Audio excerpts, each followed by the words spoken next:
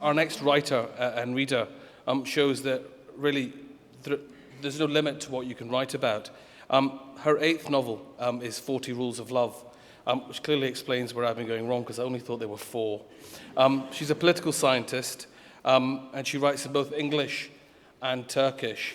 This book, 40 Rules of Love, is about Rumi, the mystic, poet and philosopher.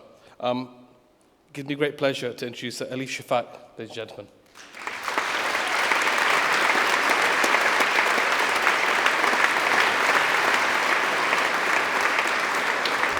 Thank you. Such a pleasure to be here to celebrate books and stories. I'm going to read a very, very short excerpt from the 40 Rules of Love. This is the voice of Rumi, the great poet, mystic, and visionary. And the year is 1245, and he talks about love. Bountiful is your life, full and complete. Or so you think, until someone comes along and makes you realize what you've been missing all this time. Like a mirror that reflects what is absent rather than present, he shows you the void in your soul, the void you have resisted seeing. That person can be a lover, a friend, or a spiritual master. Sometimes it can be a child to look after. What matters is to find the soul that will complete yours. All the prophets have given the same advice. Find the one who shall be your mirror. For me, that mirror is Shams of Tabriz. Until he came and forced me to look deep into the crannies of my soul, I had not faced the fundamental truth about myself, that though successful and prosperous outside, I was lonely and unfulfilled inside. When you love someone this much, you expect everyone around you to feel the same way, sharing your joy and euphoria. And when that doesn't happen, you feel surprised, then offended, and betrayed. How could I possibly make my family and friends see what I see? How could I describe the indescribable? Shams is my sea of mercy and grace. He is my fountain of life and my tall cypress tree, majestic and evergreen. His companionship is like the 4th reading of the Quran, a journey that can only be experienced from within, but never grasped from outside. Unfortunately, most people make their evaluations based on images and gossip. To them, Shams is an eccentric dervish. They think he behaves strangely and speaks blasphemy, that he is utterly unpredictable and unreliable.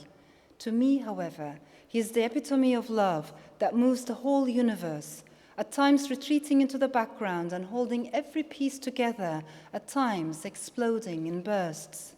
An encounter of this kind happens once in a lifetime, once in 38 years. Ever since Shams came into our lives, people have been asking me what it is in him that I find so special, but there's no way I can answer them. At the end of the day, those who ask this question are the ones who won't understand it. And as for those who do understand, they don't ask such things. The quandary I find myself in reminds me of the story of Layla and Harun al-Rashid, the famous Abbasid emperor. Upon hearing that a Bedouin poet named Qais had fallen hopelessly in love with Layla and lost his mind for her and was therefore named Majnun, the madman, the emperor became very curious about the woman who had caused such misery. This Layla must be a very special creature, he thought, a woman far superior to all other women. Perhaps she's an enchantress, unequaled in beauty and charm. Excited, intrigued, he played every trick in the book to find a way to see Layla with his own eyes. Finally, one day, they brought Layla to the emperor's palace. When she took off her veil, Harun al-Rashid was disillusioned. Not that Layla was ugly or old, but she wasn't extraordinarily attractive either.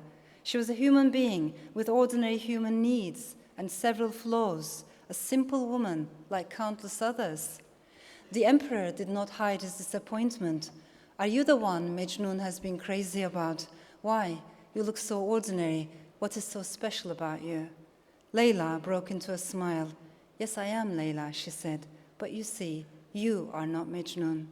You have to see me with the eyes of Mejnun, otherwise you could never solve this mystery called love.